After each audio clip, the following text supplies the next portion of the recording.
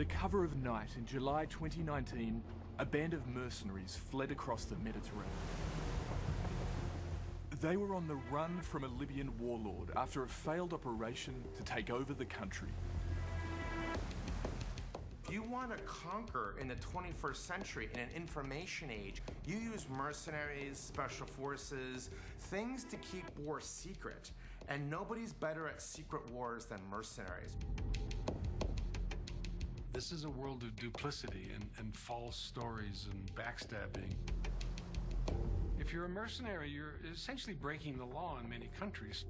You're actually being told to find, locate, and murder people on the say-so of the person that's hiring you. Among the team of private military operatives were 2 Australians who'd been recruited to take part in the botched operation. What do you think about the fact that there are Australians involved in this operation? Ex-military Australians? It is exceptionally serious that former Australian military are applying the skills that have been granted to them by our community and our government for potentially criminal, certainly immoral things. That can't be allowed to stand. This operation and the men behind it are now the subject of a United Nations investigation that provides a rare glimpse into the shadowy world of international guns for hire. Tonight on Four Corners, we investigate a covert mercenary operation to help overthrow a Middle Eastern government. We expose alarming new details about secret international deals and a program of targeted killings. We also reveal how it all went wrong for an Australian Top Gun and his Trump-connected boss.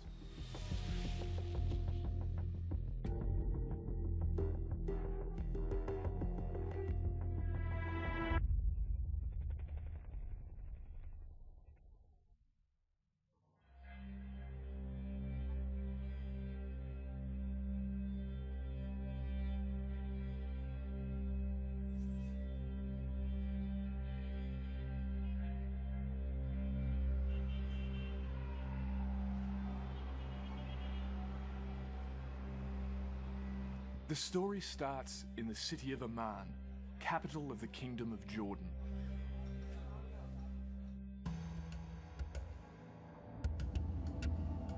On June 14 last year, an Australian man arrived in the city.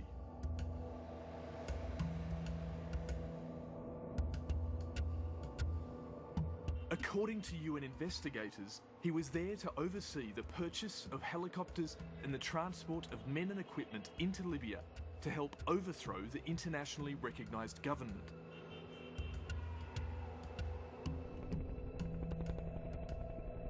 This operation required buying used gunships, Little Birds, in Amman, Jordan.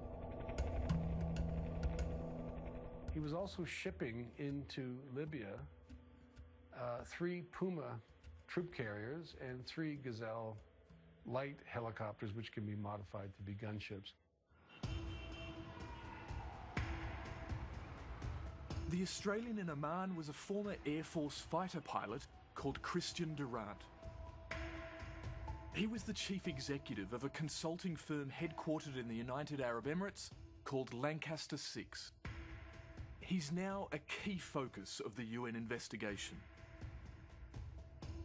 Christian Durant has been working for several years on a variety of efforts to supply private military contractors, both physically, bodies, humans, but especially helicopters, planes, drones, to various conflicts in mostly Africa, but to some extent also in the Middle East.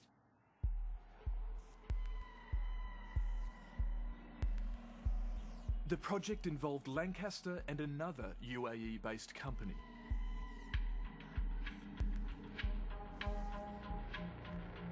The operation was dubbed Opus, and according to a secret report, they advised the team can be effective within 7 days, with export of controlled items including helicopters, air ammunition, ground weapons, ground ammunition, and night vision.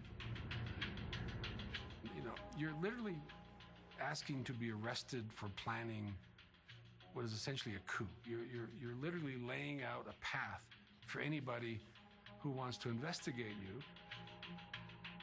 The report concluded, Opus will continue their aggressive deployment program to support the commander's strategic intent. The commander was a Libyan warlord named Khalifa Haftar. Since 2014, he's been waging a brutal war to overthrow the Libyan government.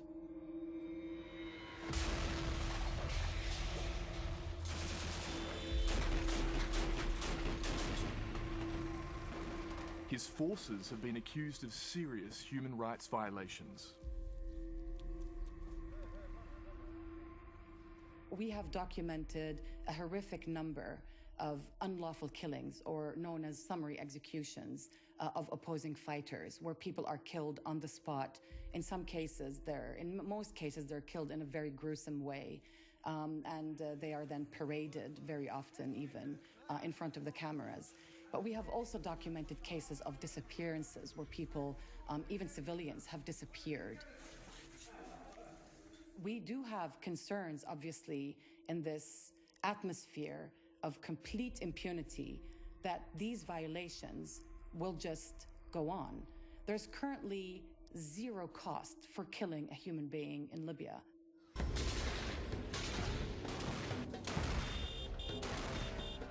In 2019, Haftar was besieging the Libyan capital, Tripoli, and the mercenary team in Amman was hired to help him in a final push to take the country. But the deal to buy Jordanian military helicopters fell through. So, someone was deeply suspicious that there was something afoot in Amman, Jordan, with approximately 20 mercenaries. These aircraft that had just flown in and landed. So they shut it down. They blocked the sale of the aircraft. They froze the aircraft in place. Scrambling to rescue the operation, they bought ex-military helicopters in South Africa. The choppers were photographed after being transported across the border into Botswana. The people who were shipping those helicopters at the time were not declaring that they were going to be flying ultimately to Libya. They were intended to be modified once they got to Libya. And so, you know, the photos sort of give you some kind of paper trail of the movement of these helicopters from their starting point in South Africa to their endpoint in Benghazi. Instead of stopping and pulling back and making sure everybody's safe and there's no problems, they proceed and they make it more dangerous, and they sort of double down. On June 25, Durant left Jordan on the way home to the UAE.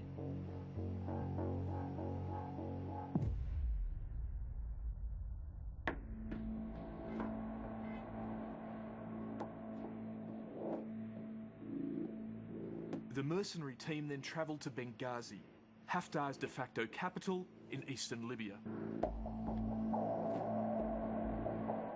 When they landed, they were handed phones that had been pre-programmed with phone numbers, and they were told to use these phones because they were secure. Most of the men were ex-military and included 2 Australians. One was a former SAS trooper. The other was a former Army rifleman and Black Hawk crewman who was hired to be one of the Opus pilots. Mercenaries allow anybody who can swipe a big paycheck to wage war. And mercenaries will follow the contract. They're not necessarily evil. That's how Hollywood depicts mercenaries. In truth, they're like fire. They can power a steam engine. They can burn your house down. They can do a humanitarian intervention and save civilians. They can commit human rights atrocities that their client won't or can't commit. Mercenaries are just an instrument. They're a tool.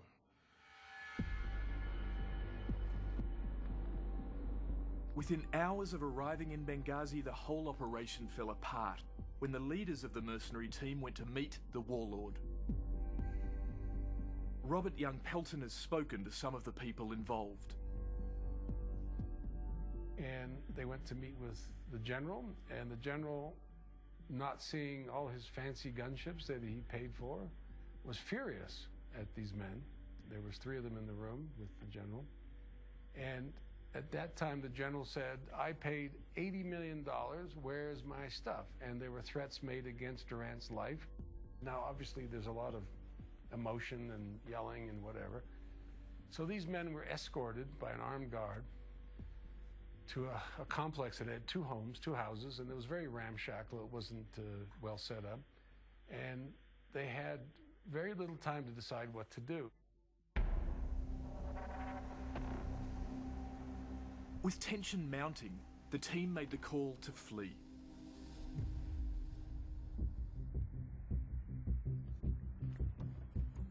As night fell, they headed to Benghazi port, climbed into 2 inflatable boats, and sped out into the Mediterranean.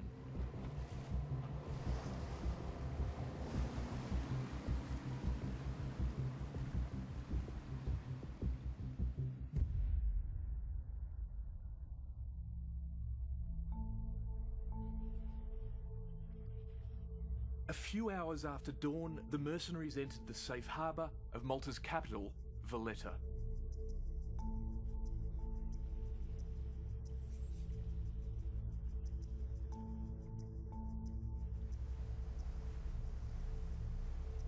If they thought their troubles were behind them, they were wrong.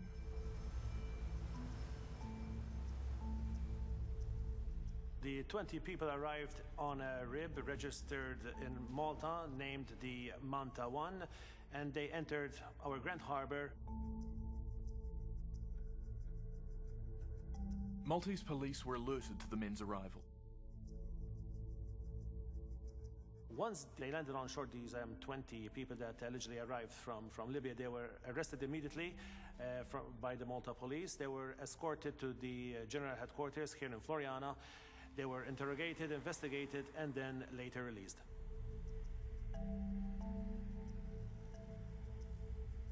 From my understanding, they told the police that they were oil and gas workers doing a hyperspectral survey of some part of Libya, and they had been evacuated because of fighting. The men were released without charge and spent the night at a resort before leaving the island on international flights. The investigations didn't stop there. The investigations continued. This was off the scale. It was, I've never come across anything like it before. I mean, I've dealt with murders, I've dealt with criminals, international criminals being arrested in Malta, stuff like that, but nothing of this magnitude, nothing involving, heavy military hardware being channeled through a Maltese company and so on into a war zone. The police learned that the men had leased the boats from a well-known local businessman. James Fennick, who's the owner of Field Sports, which is basically the umbrella company which provided these boats. He's a Maltese businessman. He works in arms and ammunition transport logistics. He specializes in Africa. He's got quite a reputation apparently among in the private military community.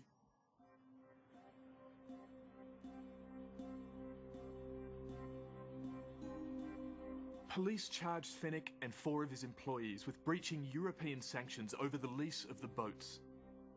When the case went to court, the Australian Christian Durant was named in Maltese media as a central figure in the plot.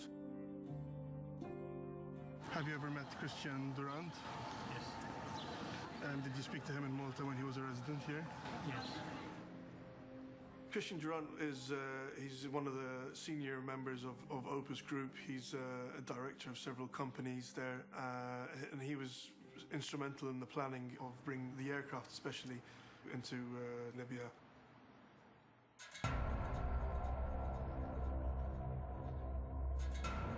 Christian Durant epitomizes the kind of men who inhabit this murky world. He sells his services in international conflicts as a private military contractor. He's spent his life chasing adrenaline-charged airborne adventures since his days as an Australian Air Force fighter pilot. Durant was dux of his fighter combat instructor course. It's equivalent in many ways to things like Top Gun in America for Navy pilots. To be the dux of that course is to be recognised as and to become self-believing that you are in fact the best of those selected best. It means that they have achieved immense professional standing.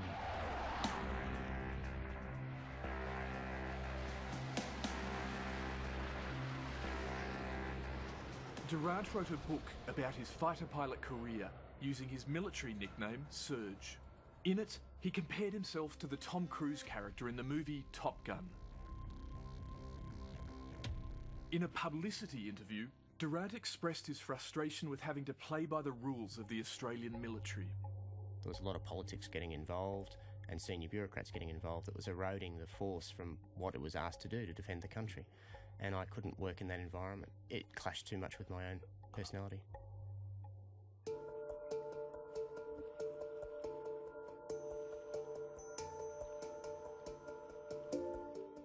After leaving the Air Force, Durant and an ex-fighter pilot friend started a seaplane business in Tasmania.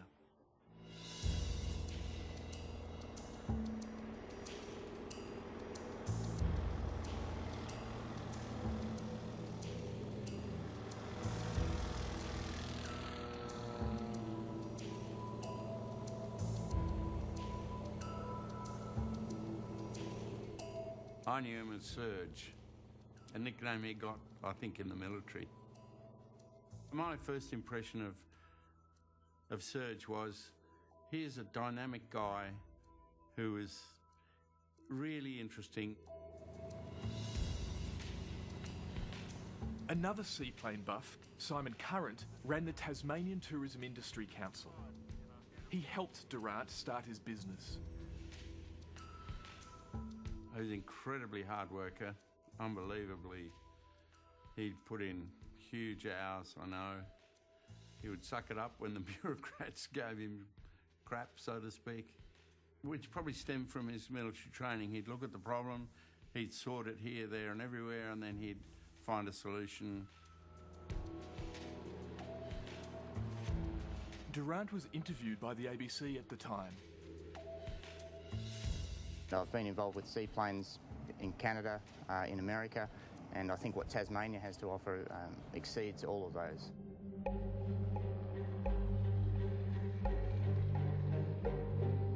What he didn't say was he was living a double life as a freelance military contractor. Durant is a very familiar figure to me. A guy like Durant is not going to be happy working for, Singapore Airlines. He wants to be a warrior. He wants to be a leader, whether he's in a cockpit or not. He was working in Afghanistan, providing aerial surveillance for Australian troops. He hinted at that in another ABC interview. Now my meaning in my life is very much my family and the work that I'm doing overseas, which is some operational work for different governments overseas, which has very deep meaning, even more so than it had flying F-18s. So that's where I've found my reward now. In early 2013, Durant and his family left Australia to set up a new life in the UAE. The last I heard was that he'd gone to the Middle East. And have you heard from him since? No. No, I've never spoken to him since he left Tasmania. Around this time, Durant met an American who was a major player in the world of mercenaries. Eric Prince is the US military's Dark Echo. A deeply conservative former US Navy SEAL, he's become one of the world's most high-profile and notorious mercenary bosses. Eric Prince, it might be surprising to some of your viewers, is derided in the mercenary world. He's hated in the mercenary world because this is an industry that's all about staying under the radar.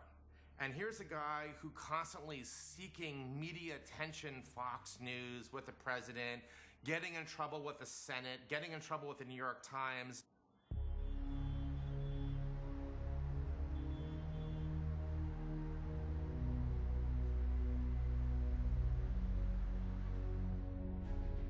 Eric Prince created Blackwater, a private military company which became a byword for US lawlessness in Iraq. This is a leaked video made by Blackwater contractors, showing them running over and shooting at Iraqi civilians. Oh my God! Oh my God! You just...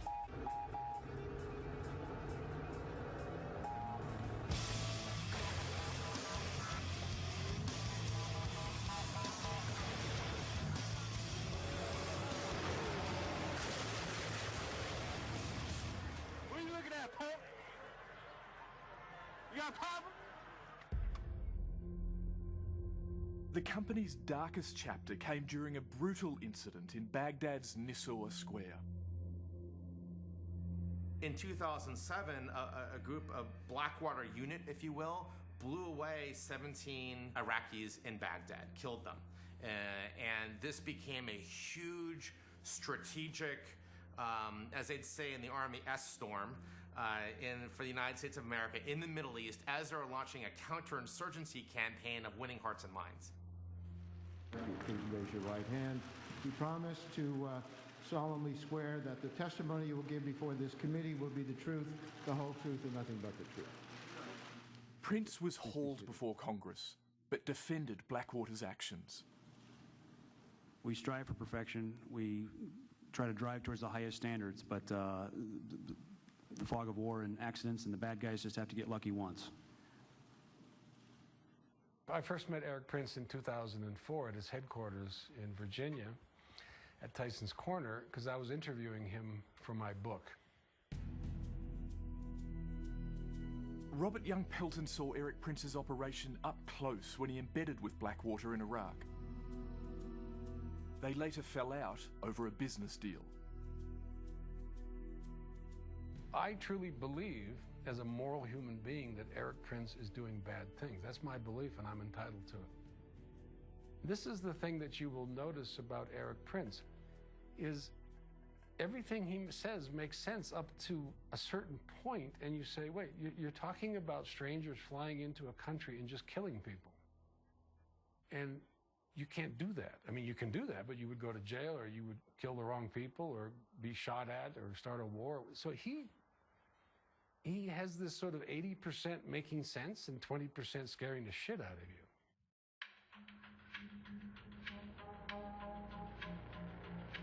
Blackwater eventually agreed to pay $42 million to the government for violations of arms trafficking rules. Prince left the US and began selling his paramilitary services to warlords and despots around the world.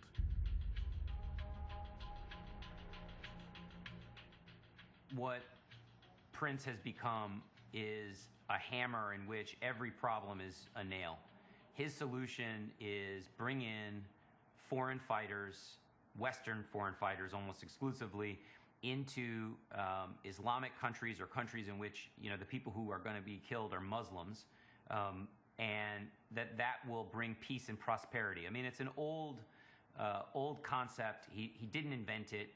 The idea is he will bring in, as the white knight, he'll swoop into your underdeveloped country, kill the savages and the bad guys. In 2014, Prince set up a new company, Frontier Services Group. He asked an old friend, US Marine turned investment banker Greg Smith, to become its chief executive.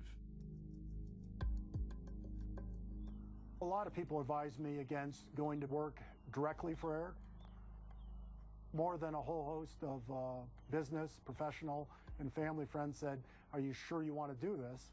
And I was, hell yeah, I want to do it. It's going to be exciting. We're going to start up a Pan-African logistics business. But I had plenty of warning from a lot of folks who knew Eric. You have a tough job. Frontier Services Group spooked itself in a corporate video.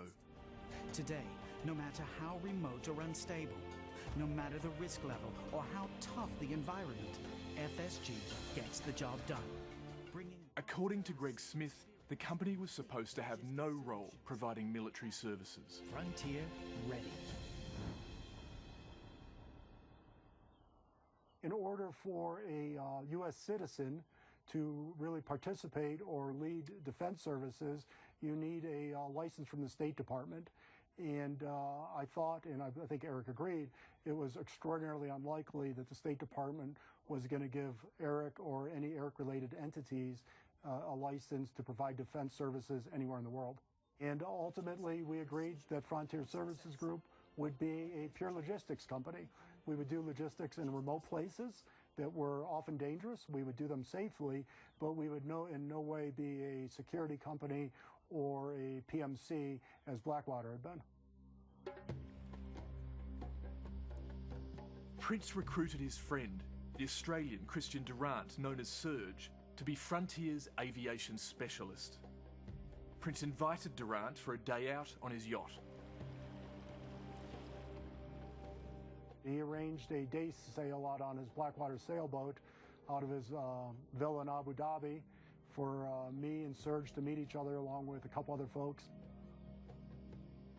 It struck me that they were, very close. I mean, when Serge showed up, he had his entire family.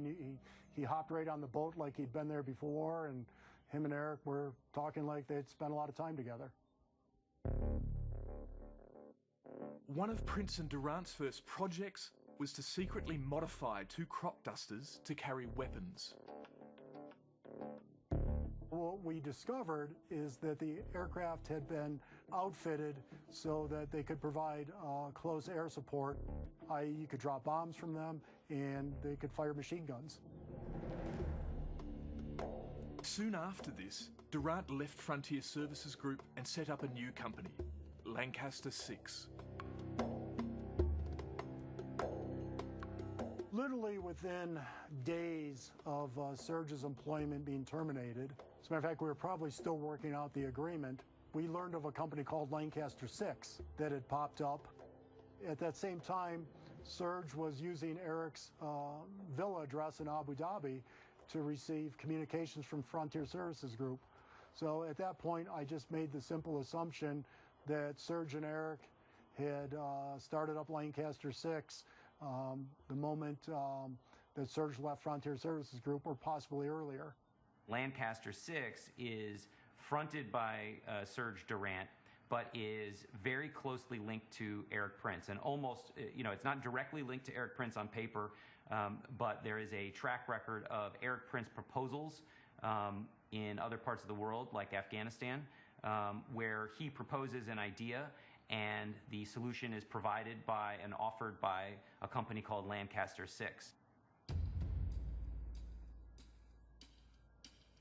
Eric Prince is well connected to the Trump administration with strong ties to the Republican Party. He's become a permanent fixture in national security circles in Washington. His sister is the Secretary of Education, Betsy DeVos. So he has deep connections politically, financially, with this particular administration. You sort of think of him as being, under the Trump administration, a shadow Secretary of State or a shadow CIA director. In the Mueller report, Prince was described as a trusted associate of the new administration. He was questioned over suspicions that a meeting with a Putin ally was an attempt to create a back channel between Trump and Russia. He has had a very strong relationship with Steve Bannon, with Jared Kushner, with other members of the Trump White House.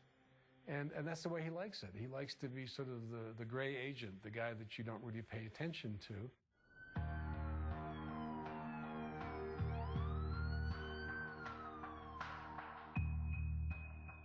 In a radio interview with Steve Bannon, Eric Prince suggested resurrecting a Vietnam-era campaign of targeted assassinations of America's enemies. It was a vicious but very effective kill capture program in Vietnam that destroyed the Viet Cong as a military force. That's what needs to be done to the funders of Islamic terror. The main tumor of this problem is in Iraq and Syria, with other metastasis, other cancer cells, if you will, in the likes of Somalia and Libya. He talked to me about his dream of what he called an army in a box, a private army of about 1,400 to 1,700 men with intelligence, aviation, combat capability, marine, aviation, and land forces that would be dropped into places like Rwanda, Darfur, and put down uprisings.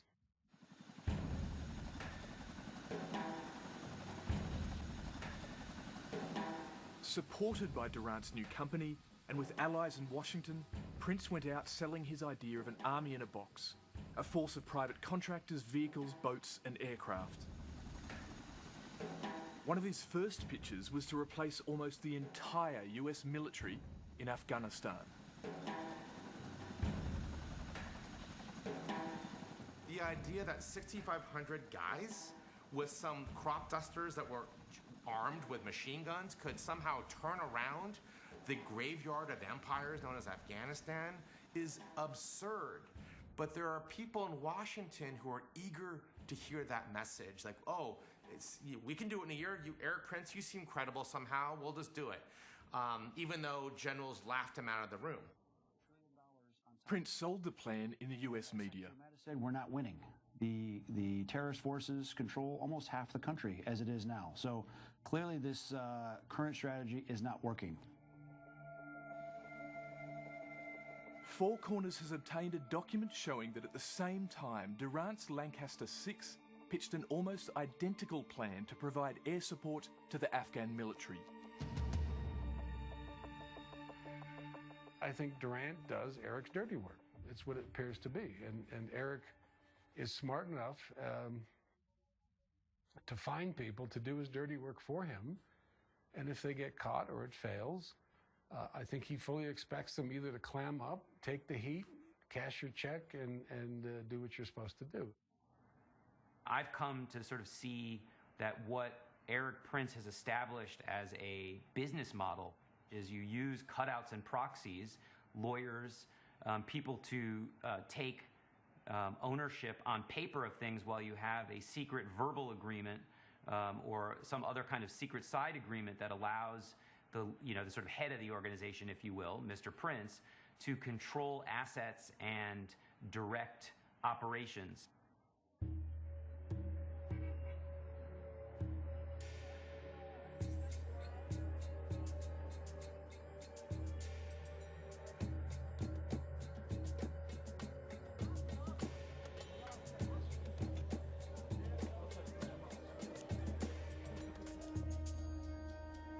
In 2019 in Cairo, the mercenaries pitched Eric Prince's army in a box plan to Libyan warlord Khalifa Haftar.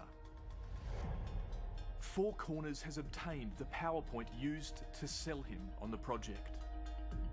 It offered assault helicopters armed with heavy machine guns and rockets to carry out airstrikes on government forces, surveillance planes to identify and track targets, and a team of paramilitary special forces. The idea was, let's use this army in a box, gunships, mercenaries, and push, be the tip of the spear type of thing. The PowerPoint also contained a proposed Find, Fix, Finish program, a US military term for targeted killings. The plan would use foreign mercenaries as an extraction termination team to kill or kidnap 9 of Haftar's enemies in Libya. Normally, if you read a PowerPoint about being part of a military offensive in a place like Libya, it's a little concerning. But then when you're asked to assassinate a group of people, of which 2 are European citizens, you should be very worried, because now you're doing something completely different than just working for an army, trying to, hone their skills or move them forward. You're actually being told to find, locate, and murder people on the say-so of the person that's hiring you. Hi, Hussein. Hussam Najer is a Libyan-Irish citizen who fought to overthrow the 4-decade dictatorship in Libya. So, Hussam, I've seen a list created by a group of Western mercenaries. It's a list of Libyans that they're accused of planning to kidnap or kill for Khalifa Haftar. He was one of the men targeted for termination. Well, I'm not aware of this document in particular, but if that's their motive, if their motive is we're cold-blooded killers, here's a hit list, kill this guy, you know, that's the end of it. I mean, if they are just cold-blooded killers, but then I have nothing to say to them, whether it be targeted as me, myself, or civilians as a whole. I think it's very important that the Australian population and country understand and know that one of their citizens is being implicated in these kind of actions. When you privatize war, anything goes, right? So the laws of armed conflict, nobody cares about. Legitimacy, it's a punching bag of a word. Suddenly, laws of supply and demand replace laws of armed conflict. Ideology, patriotism, national security, it's only as good as you can afford it.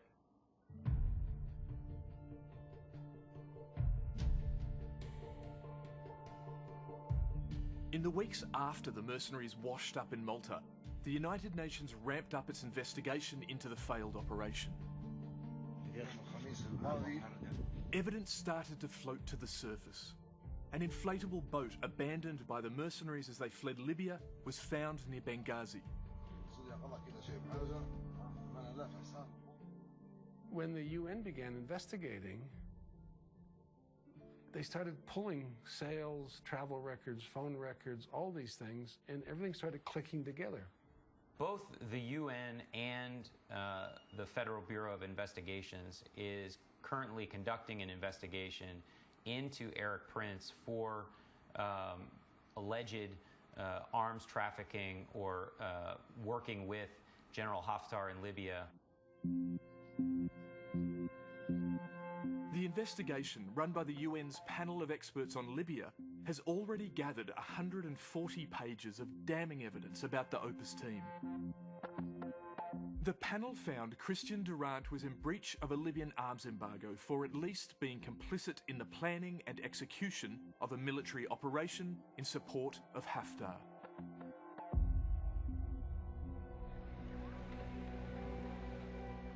There's an alphabet soup of nationalities, private military contractors and mercenaries on the ground in Libya. This is a very negative and unhelpful phenomenon in the Libyan conflict. And the bottom line is all of these countries, all of these forces need to take their hands off Libya. That's the way forward. Even after the failure of the first operation, and with the UN investigation underway, Eric Prince sent a new team to Benghazi to try again in April this year. Now again, this story is being told by the people who were involved, and they were told to come to Dubai and just sit tight. And they were going to get paid and everything would be fine, and there was going to be another go at it, and which happens. Investigators believe the team were in Libya for a month and were again unable to carry out their mission. You had two cracks at the taking over Tripoli and securing, obviously, one of the wealthiest countries in Africa, and it failed. The panel's investigation will go to the UN Security Council's powerful Sanctions Committee, which will decide if Durant and others should receive asset freezes and travel bans.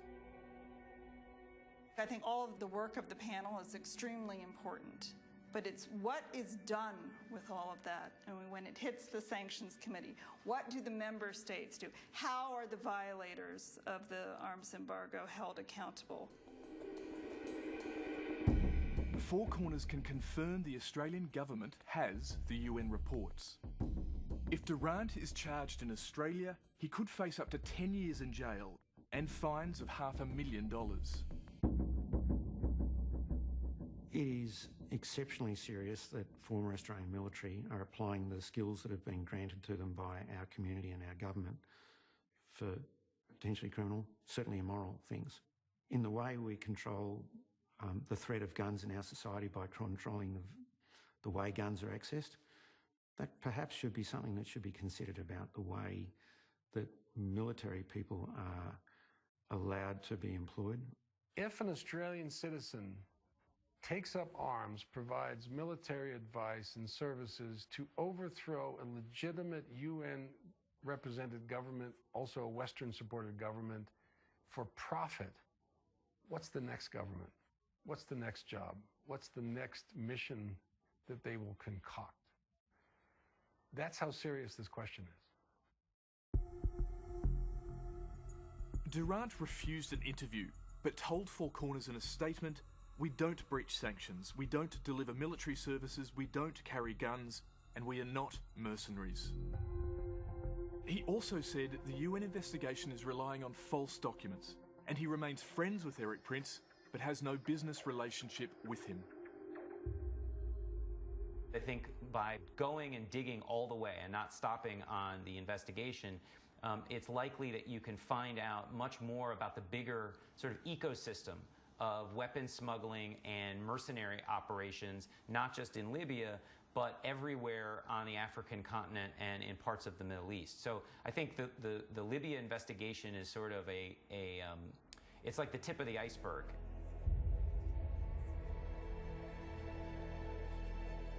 If the UN sanctions Durant and the others, it will send a strong message to bands of mercenaries who profit from killing. If the UN doesn't act, it will embolden the shadowy world of guns for hire.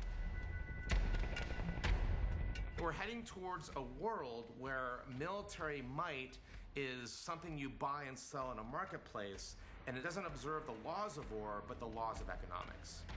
And now we're going to get to a point where warfare is no longer the exclusive domain of states.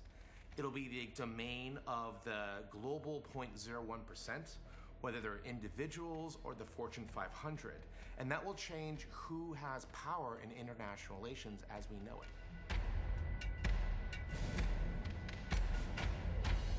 The prospect of fighting in Libya also means that you become complicit in human rights abuses, and that you yourself, the fighters themselves, are responsible for very serious human rights violations. And even though currently the cost is zero and nobody's being held to account, but that will change at some point. At some point, there will be accountability, or so we hope.